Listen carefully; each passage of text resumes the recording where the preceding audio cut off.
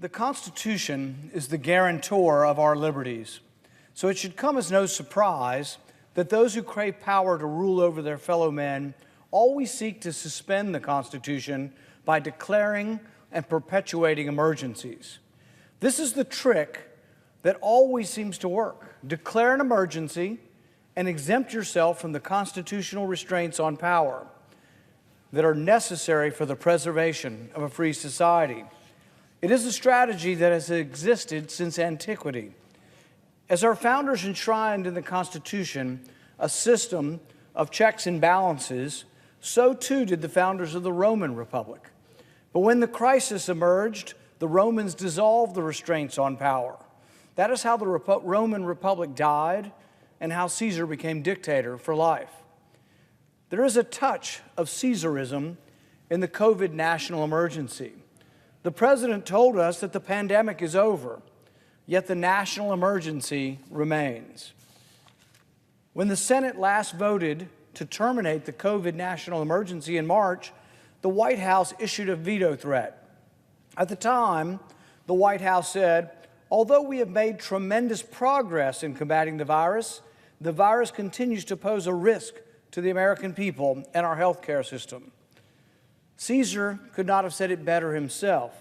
The administration demands credit for how it wielded extraordinary powers, but it can never claim total success, for in doing so would rob the administration of the power it so craves.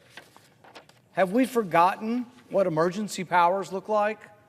They look like lockdowns, where livelihoods and lives are destroyed.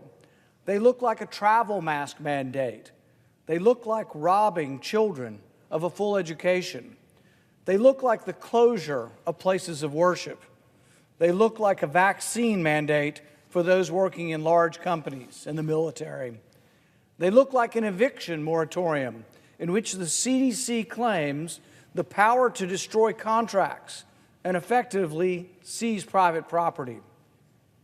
When was the last time you heard the president tell the country it was time to relax emergency powers? His actions validate the argument made in Robert Higgs' classic work, Crisis and Leviathan. Higgs demonstrated that governments justify the exercise of extraordinary powers during an emergency, but when the crisis ends, even if government gives back some of the powers, it will never voluntarily relinquish all its newfound authorities. We are free from these monstrous policies only because the courts forced the president to abide by the Constitution. In restoring the free exercise clause of the First Amendment, the Supreme Court held that even in a pandemic, the Constitution cannot be put away and forgotten. It bears repeating. The Constitution doesn't go away. We don't dissolve the Constitution just because there's an infection out. The rights you were granted under the Constitution, the rights that are guaranteed by the Constitution, remain in place, even in a pandemic. When the Supreme Court ended Biden's eviction moratorium, it found that, and I quote, the CDC has imposed a nationwide moratorium on eviction in reliance on a decades-old statute that authorizes it to implement measures like fumigation and pest extermination. It strains credulity to believe that this statute grants the CDC the sweeping authority it asserts. The Supreme Court further concluded that our system does not permit agencies to act unlawfully. And when the court struck down the vaccine mandate, the court stated, this is no everyday exercise of federal power. It is a significant encroachment into the lives and health of vast numbers of employees. When the courts restored the people's liberty, you could count on the Biden administration to express disappointment and claim that disaster was just around the corner. But the administration, time and time again, was proven wrong.